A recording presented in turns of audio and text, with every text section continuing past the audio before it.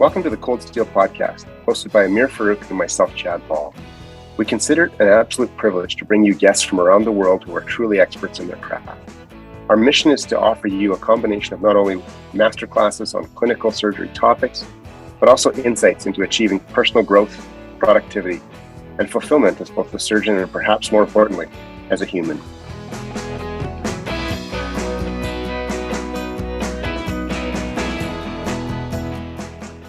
Well, we're absolutely thrilled to have a very special edition of the Cold Steel Podcast today. We're actually joined by three surgeons, Greg Padmore, Don Major, and Wesley Francis from the Carribean. I was hoping maybe at the beginning, folks, for those maybe folks across Canada and surgeons across Canada, listeners who may not know you super well at this point, if you could tell us which island you're from, how you grew up, and then really what your training pathway has been to date. Maybe, Greg, we could start with you. All right, thanks. All right, good afternoon, everyone. Thanks for having us, Chad. I really appreciate it. So my name is Greg Padmore. I'm from Barbados. We're pretty much in terms of my training pathway, I would have started my training in terms of medical school at the University of the West Indies. So in the Caribbean, we have different campuses. So for me, I did my first 3 years of medical school at the Mona campus in Jamaica. And then I finished my final 2 years back home in Barbados, which were the clinical years. So I graduated, that would have been in 2011. And subsequently, during that time is pretty much, I would say, from my third years where my love for surgery definitely grew.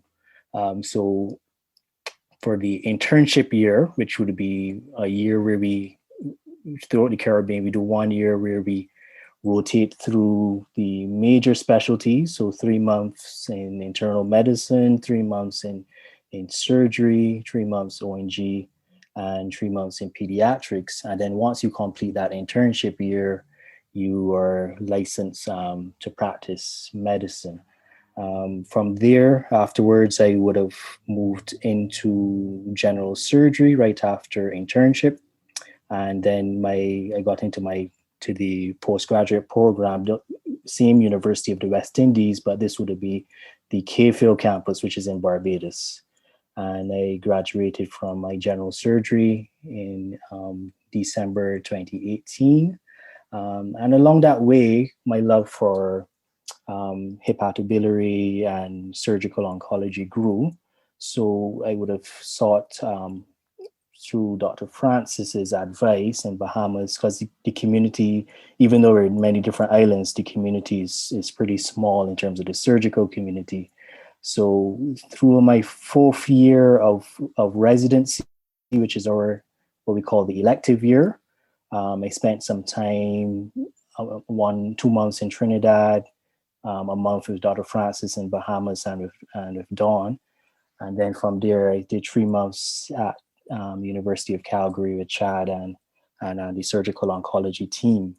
And it was through that relationship, then we kind of helped me foster my plans for fellowship. So after graduating, I was able to match for HPB fellowship. Currently finishing that up now to do 1 more year of surgical oncology here in Calgary. So that's kind of the background for me, Chad, if that answers all the different questions. Yeah, that's great, Greg. What about for you, Don? What was your pathway? Well, again, thanks again for having us, Chad. And my name is Dr. Major, Don Major, and my pathway started similar to Greg's. We both went to the University of West Indies, but my one started off in Jamaica. And after Jamaica, I spent a few years in Trinidad where I did my undergrad preclinical years. And once that was completed, then I came back to Nassau and I did my 2 years of clinical training. And at the end of that was in 2009, I became a medical physician. And then from there on, I did a year of internship where I rotated through everything. And that's where I decided that, surgery is the only area in which I feel we actually help people. Majority of other areas, is more or less giving them medications and hoping that they take the medications. And after my internship, I started in the general surgery residency program there at University of the West Indies in the Bahamas. It was a 5-year program. And in my 4th/5th year is when I actually rotated to Calgary for a bit, for a couple of electives in both surgical oncology and hepatobiliary. And again, like Greg said, it was Dr. Francis that kind of put me onto this, because I spent quite a bit of time operating with him with respect to my general surgery training. And he would always ask, what do you want to do all day? Do you want to do a bunch of hernias and gallbladders, or you want to do these complex operations? And I always loved the complex procedures. So that is how I kind of ended up in Calgary. I completed my general surgery residency in 2017, December. And then I was able to, actually December 2015, it was 2017 when I actually started my fellowship there in Calgary in both surgical oncology and hepatobiliary. And I completed that in 2019. Presently, I'm practicing at both hospitals here in the Bahamas on the main island of Nassau, and doing both surgical oncology and HPB. So that's a little about how I kind of got here. Oh, that's perfect, Don. So Wes, you're the senior most individual on the call from the Caribbean. What was your pathway like? Well, my pathway again was similar. I went to medical school in Jamaica, the Mona campus. I spent all 5 years there, and then came home to Nassau and did the same rotating internship. After internship, I then enrolled into the surgery department, and I worked for about 1.5 years.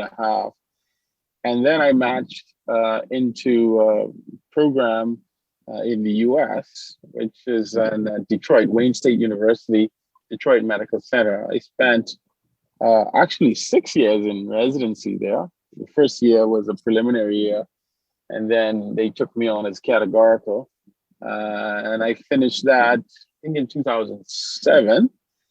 And then, it was on the circuit, the interview circuit for surgical oncology, and I actually matched in Calgary. And the rest is history. I spent 2 years in Calgary doing HPB and Surgeonc. And I came home in 2009, and I've been home just practicing basically HPB and Surgeonc since then. And so that's been my path.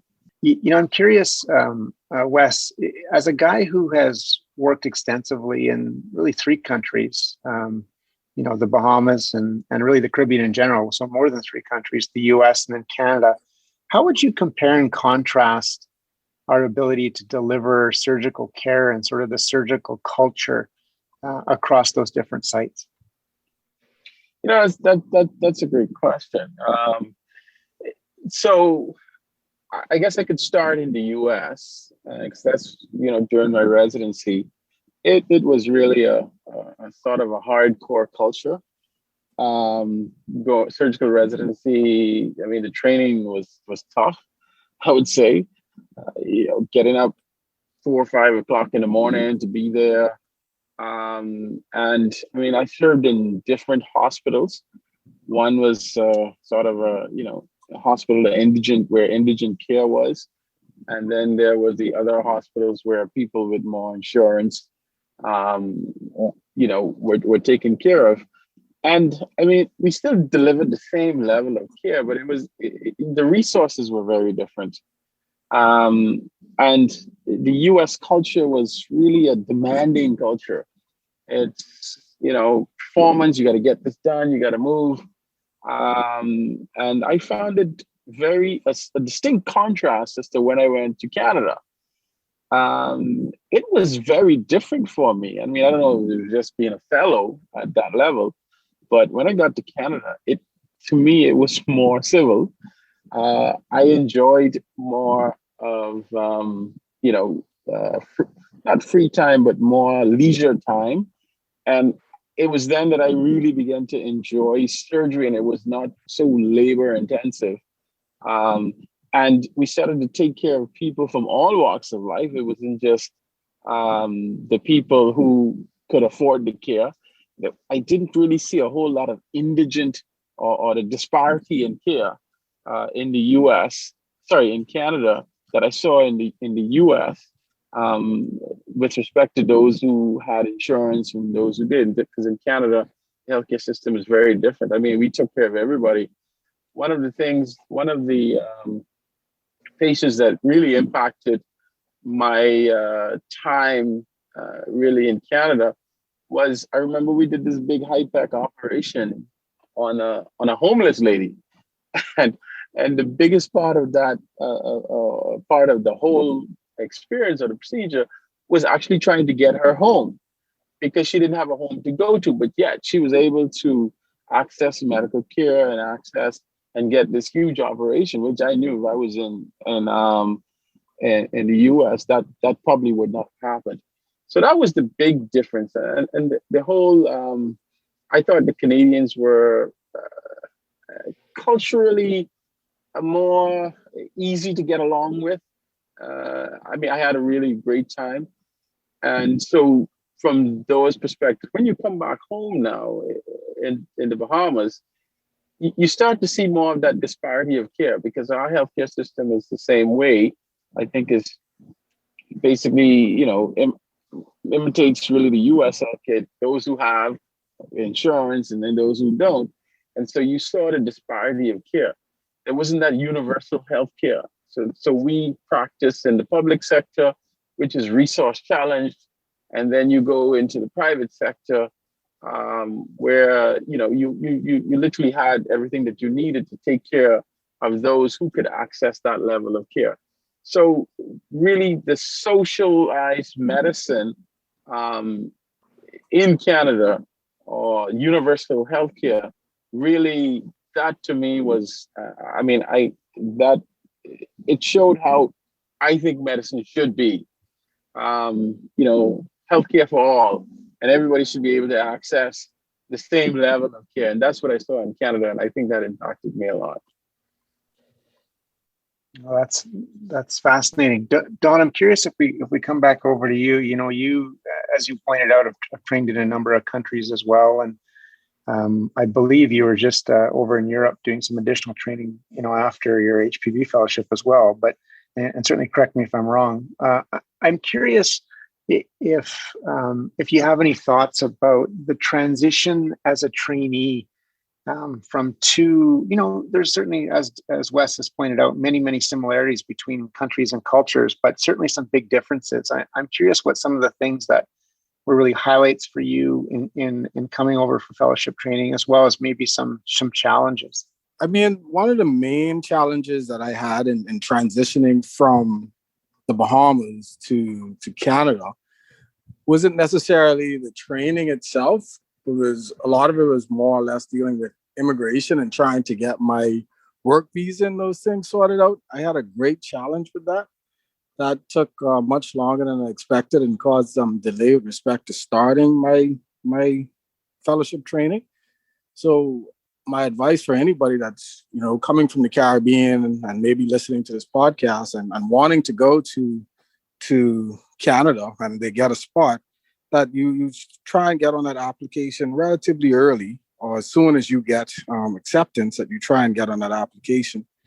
The other challenge that I kind of found was that, again, coming from the Bahamas, most things, our operations usually started around 8:30, sometimes a bit later.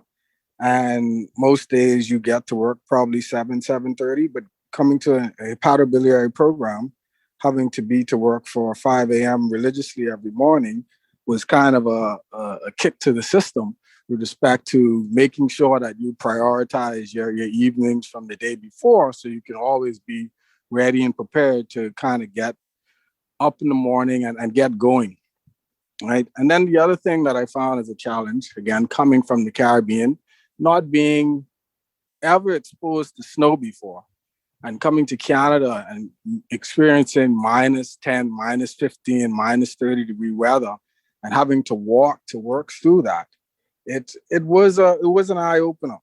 But after a few months, I was able to kind of get used to it. I was able to prepare myself with respect to the appropriate clothing, et cetera, et cetera. And it actually all worked out in the end. And the final thing I would say is that what I really enjoyed about the Canadian experience was that, everybody was friendly, and everybody, you can just approach them at any point in time and you can have a conversation with them, and there's no real envy or jealousy or anyone just being negative towards you. And I did get quite a bit of operative experience. And that's one thing I can say that I truly appreciated as well about the Canadian experience. Coming from the Bahamas, our cases were rather limited. But once I got there in Calgary, that's when it really opened up my eye to the extent of cases that can be done and the amount of cases that can actually get done in a particular operative time period. I want all of our listeners to know that I think you acclimatized to the cold Canadian winter quite well, because you're the picture of you barbecuing in your backyard with shorts at minus 30 has done the global tour for sure. Yes. Yeah, it was great. Greg, you had a almost unique experience, and I think it might be, at least in my working life, a singularly unique experience having to deal with COVID. I remember when you got here, and maybe the only benefit of COVID to your entire time here has been the discount, the COVID-related healthcare worker discount, that you're able to buy some of the winter clothes that Don speaks about. But beyond that, I was wondering if you had any comments on some of the advice that Don has given our listeners, as well as some of the individual and unique struggles you've had with COVID potentially, or challenges even that you've dealt with. Yeah, thanks. Nice question, Chad. Thanks a lot. What I would say is, first of all, as I would just kind of second everything Wes and Don said about how welcoming the Canadian structure is, and the staff, because as my colleagues know, in the Caribbean, it can be different in terms of the support, and not just support in by just being present, but sometimes the genuineness behind persons and how they support you as a young surgeon. It's hard to kind of sometimes get it in the Caribbean from like across the board. I mean, you do have mentors around, but like I can say, like when I came here, generally everyone was very welcoming. Everyone looks to try to optimize the experience for you. In terms of COVID, it was indeed a very, very a challenge from me, in terms of the main thing I would say. One thing that stood out was, being here alone, not having my wife here with me. And again, it was mainly because of the COVID situation and the travel restrictions, which are still in place in terms of the Canadian border. So, I mean, it has its pros and it has its cons for sure. You're here for this period of time. I was able to put down my head, focus on the HPB, and just push and push. And as Don would say, the operative experience is amazing. So you get to operate a whole heap more than I can say we compared to the Caribbean in terms of the volume. The amount of cases that you see here is well surpassed what we would see at home. So from a operative point of view and academics as well, I find the Canadian experience was very good. And COVID for sure has its challenges, but for HPB for sure, it didn't really affect the operative exposure because of the cases we do. For sure, some other fellowship programs took a little hit based on being restricted by the government. But for sure, yes, there were its challenges more from a social aspect of things, being here alone. But again, everything is for a time, and I found the experience, and it's quite good, despite the challenges COVID had brought to us.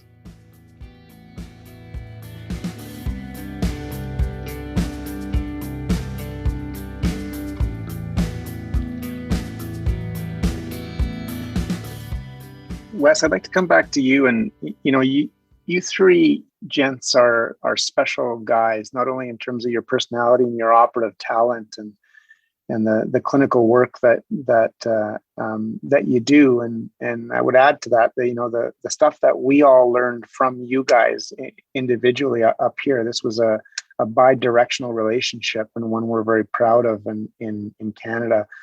Having said that, though, I'm curious if I push you a little bit on the harder side and ask you, what are some of the gaps in surgical care that you see, maybe in the Caribbean as a whole, but certainly in the Bahamas? And I'm curious too, if you're able to flip that question around a little bit and maybe talk about if there's things, and I would imagine there are many that are maybe better in the Caribbean that you guys do in a much more impactful or helpful way than we do in Canada, and something we could learn from. Well, the one thing I would say, Chad, that I thought that there was a gap, and again, I think it's in itself a function of the healthcare system, the universal healthcare, that system there. I remember when I was on the service, there were quite a people who presented in a delayed fashion, even after being worked up, having gone through their primary care, getting the imaging and seeing them in clinic, and they were on a wait list. And by the time we saw them, I think we found that a number of them, their disease had advanced. And so I think that was one of the things that I noticed. I didn't see that much in the US when I was there. And certainly that's something that, in the Bahamas, people, well, when they access the system, they can probably move through the system much, much quicker. That's the only thing that I saw in Canada that was a challenge. But I mean, that's the challenge because I understand it. That's the healthcare system there, and especially in a referral center, when you're basically dealing with the entire region. So there is a wait. And I remember personally when I was actually in Canada, and my wife was pregnant, was having our last child there, and it was so hard to find a gynecologist to get into the system. Even though I worked in the hospital, it was hard, and it wasn't until much later, I think in the second trimester, and not for lack of trying, but that we actually finally got hooked up with a gynecologist and got in the system and got the care that we needed. And so I think that while I think the delivery is great, accessing to me was where I felt like there was a gap in the Canadian healthcare system. That's well said. And I think, that still exists today. And I think we've closed some of those issues or improved on them in some areas, but, other areas of surgical care in particular need to continue to improve for sure. What about in the area of the Bahamas, Don? I'm curious, for our Canadian listeners maybe who, haven't experienced the healthcare system in the Caribbean in general. What are some of the gaps that you see? And I'm curious, how you guys as a threesome on a couple of different islands, obviously, plug into that and try and address that and improve that. Okay, well, with respect to the Bahamas, if you know a bit about our healthcare system, it's more of a two-tier system where we have public system as well as private system. And the majority of the gaps that we tend to see are with respect to the public healthcare system, as in, the majority, I would say probably about 60 to 70% of our patients that come to the public healthcare system don't have insurance. And it's considered the major hospital there in the Bahamas. And of these individuals, they tend to have some gaps with respect to diagnosis and treatment. And what we noticed too with respect to our hepatobiliary and surgical oncology is that we tend to get them rather late. because our subset of people in the Caribbean, they're kind of afraid of doctors. So they tend to stay at home and wait, and then they pray, and then they put this medicine that they got out of the bushes on it, and hope that whatever the problem is goes away. And usually by the time we see them, they've gotten some biopsy or some imaging, it's kind of late in their course, and there's not really much that we can do for them. So that is one of the challenges that we experience quite a bit within the healthcare system in general with respect to the Caribbean. Now, I know that we do have some connections with different islands with respect to the Caribbean to try and close some other gaps.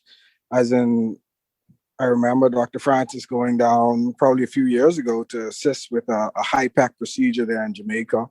And sometimes their patients from Jamaica or Barbados would come down to the Bahamas to get these complex procedures done. So that is one of the ways in which we're trying to close some of the gaps. But that cultural gap is that cultural issue that we have with respect to, wanting to get medical care early on in the disease process, or even just going to a family physician to check out what's happening with you, is something that we really have to try and get over in order to get these patients in earlier, in order to be able to help them. Well said. Greg, I'm curious, is there anything that's special or unique in that regard to the Barbados, and what are some of the Barbados specific issues that you might have? From Barbados' point of view, I think it is kind of similar in terms of the healthcare structure, like Bahamas as well, where we have similar public and private care available. Of course, as similarly with COVID, and I'm pretty sure it's all the way around the Caribbean as well, the budget for the healthcare in terms of the public care is definitely cut a lot. So the issue always boils down to the resources available in the public system. And Barbados is also unique in that there's only one tertiary care hospital available. So patients who similarly, it's not a mandatory thing to have insurance. So if you can afford it, definitely in the private sector, you will get timely care as pretty much as first gold standard care. But publicly, we're always limited to, as Dr. Francis would have said, to the resources available to the public patients. But I think one of the gaps are where we have started to improve in the Caribbean is, first of all, trying to get the expertise in these different subspecialties available. And I think definitely through the Caribbean and the Caribbean AHPBA Association, we're trying to create this network of surgeons, HPB surgeons, surgical oncologists, where we potentially will be able to discuss cases. And, we taken a kind of checking that box of having expert care available, because before and probably still going on is persons who pretty much would say they can do this procedure and they're doing it, but of course the outcomes are not as optimal as we would be expecting. So I think one of the steps that we are making progress in the Caribbean is improving on the expertise in this subspecialty. And I think once we can say for sure, we have established expertise in Bahamas, in Barbados, Trinidad, Jamaica, and then we can try to start making further progress in terms of improving the care. But the challenge in the Caribbean is that each island is individual in terms of their healthcare system. So it still boils back down to the resources and improving the public aspect of things. But I think it is possible, it's doable, and I think we're starting to move in the right direction in terms of having the expertise available. I'm curious, Wes, in the era of COVID, with all the changes that have come into surgical care, and particularly what comes to my mind in this regard is Zoom-based or a telehealth-based education, telehealth-based consultations with patients.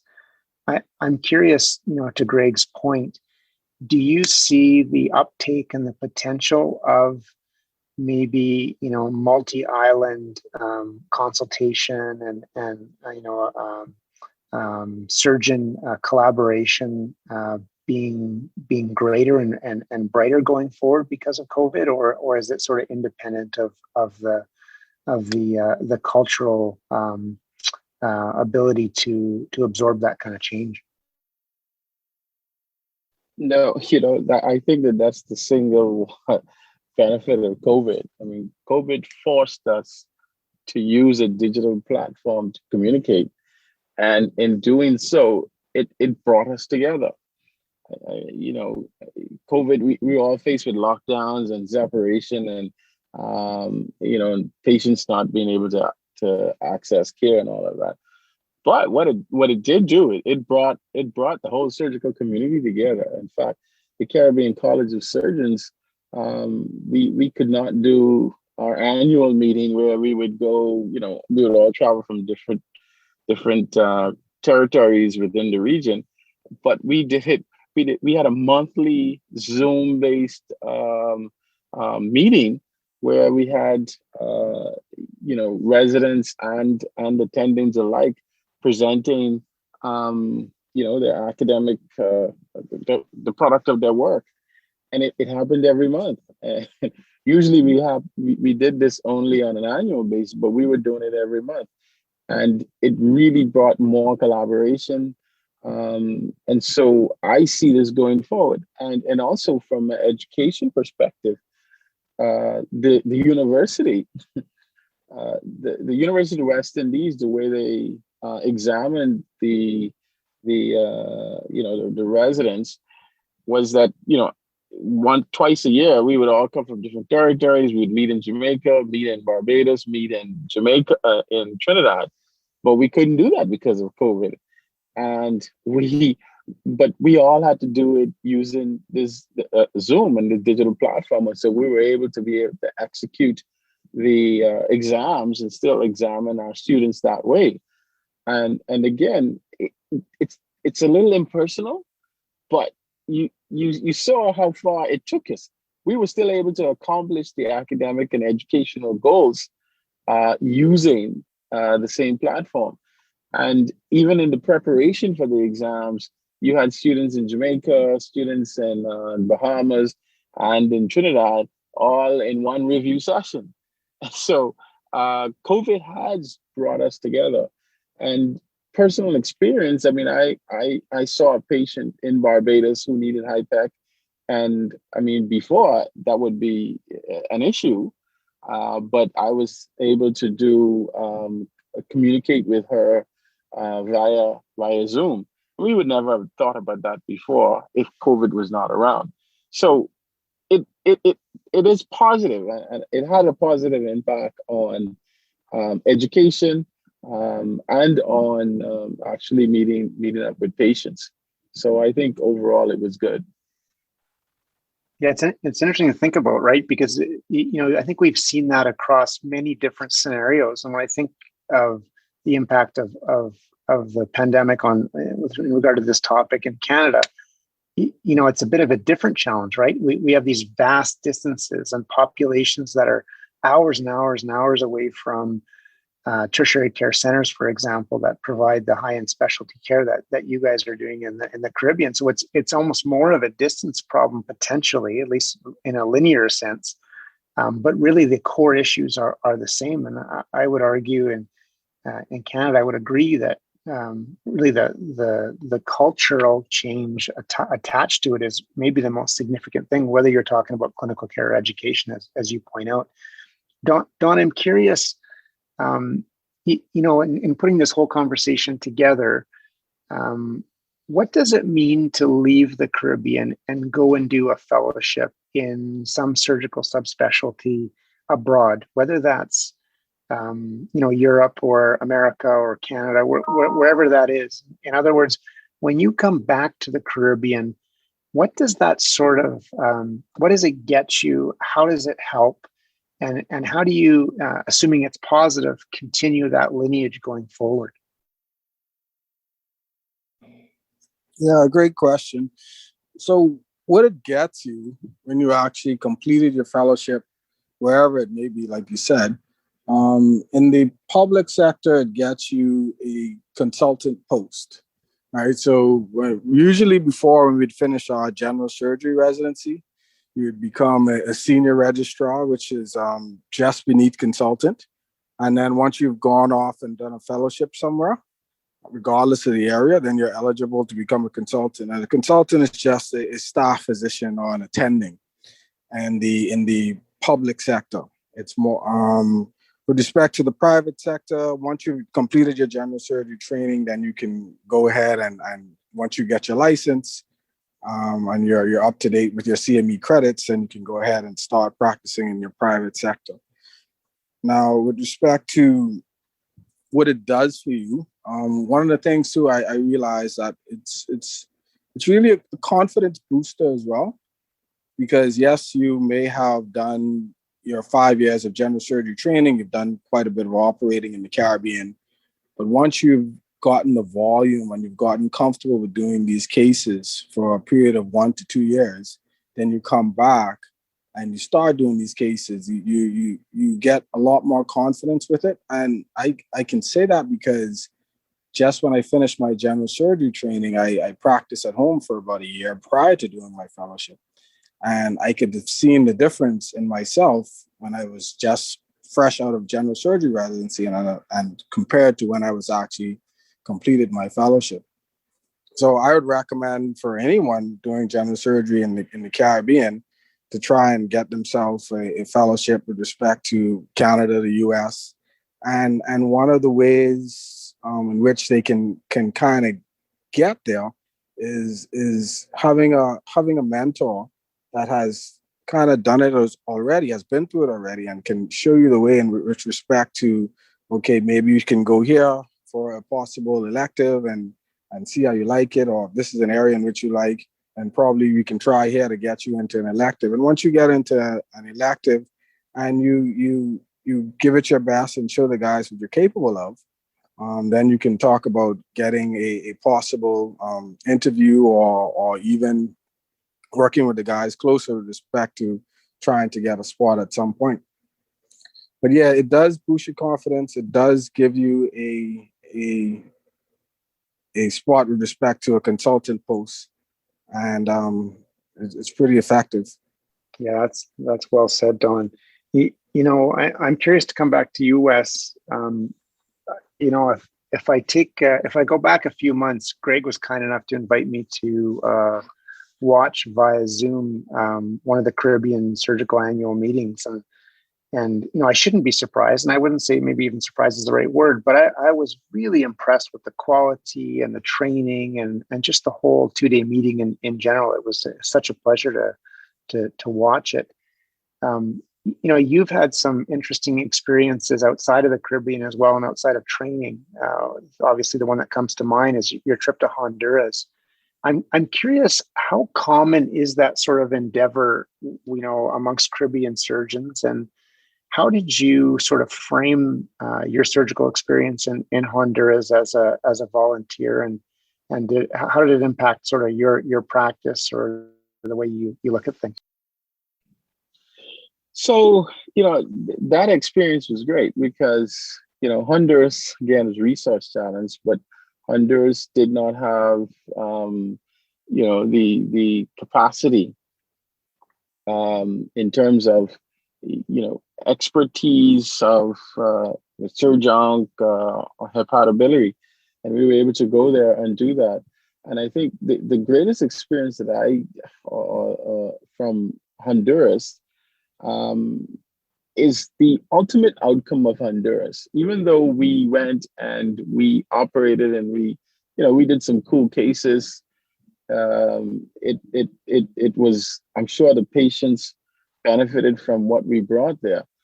But ultimately, we were able to get someone from Honduras trained. And then he then went back to Honduras and is now functioning there. At that same level, he brought the expertise. So it was more of a capacity building. And, I want to say this, and I say it with a lot of graciousness, because Chad, you guys from Calgary and also from Toronto are responsible for HPB in the entire Caribbean. And not only HPB, but some other extensive or subspecialty training like laparoscopy, upper GI. And it's because the capacity got built. It may have started with me in Calgary, but then now you have two other guys who are trained. They were taking that down and then coming back to the Caribbean. And so now the Caribbean has those expertise, just as now has that Honduras has. So it's the relationship that we develop and the capacity building. And so in years to come, I think if we continue on with that, you will see now that the whole region, whether it's Latin America and also the Caribbean, would have the subspecialty expertise because of this relationship. And I mean, this podcast is really because of that relationship that we have with you also. But I think it's the capacity building, with the Canadian community for Honduras, a Latin American country, and also for the Caribbean. I thought that was the greatest success, I think, from all of this. Well, that's kind of you to say, and I certainly can tell you, not only through our guests on the podcast, but just knowing so many great surgeons across this country, that the idea of global surgery, which I use with a bit of hesitation, right? Because global always means everywhere where you don't live, and can sound a bit patriarchal, and I don't want it to, but the interest of Canadian surgeons in global surgery, really at all levels, whether that's resource plenty or whether that's resource challenged, I think runs deep culturally. And I don't know exactly why that is, but I think we should all be proud of that as Canadians, and we're certainly proud of you guys. I mean, to all your accomplishments, you guys are great human beings, individually and collectively as well. Greg, I'd love to end with you, if that's okay, and ask you, specifically what your plans are, and as the sort of the newest young gun coming out of training here very soon. How do you see collaboration with guys like Wes and guys like Don, maybe specifically, and other physicians and surgeons in the Caribbean community in general? Yeah, thanks for the question, Chad. In terms of the collaboration, what I see is that islands, for example, like for me at home, there's no other HPB or surgical oncologist, so I would be the first. But as you know, Chad, with these cases, the complexity can get quite high. So, for example, if I have like a pretty complex like hilar case, for example, there is a potential to, for example, call on Dawn or Wesley to help with the assisting with that case, because you have a colleague and in a nearby island who may be able to help, and most of the time everyone is a small community. And I think that is the importance of the strengths of the Caribbean. There are many islands, but the travel between islands is not difficult, and I think that is how collaboration and improving on these subspecialty care would be the strongest, but overall, I think I'm happy, and I'm very proud to be involved in the development of HPB and surgical oncology in the Caribbean, and I definitely saw and really appreciated what persons like Wes, Dawn, and yourself and Calgary Chad did for me. And for sure, it's not going to stop here, but also will help to continue that lineage and help continue to encourage younger surgeons, as Dawn said, to seek fellowship training, because with the fellowship training, this is where for sure the competency and the confidence is definitely built. And I do see the benefits of it from my personal experience for sure. So I strongly will be looking to continue that along, and definitely I think it is going to be positive for the Caribbean going forward.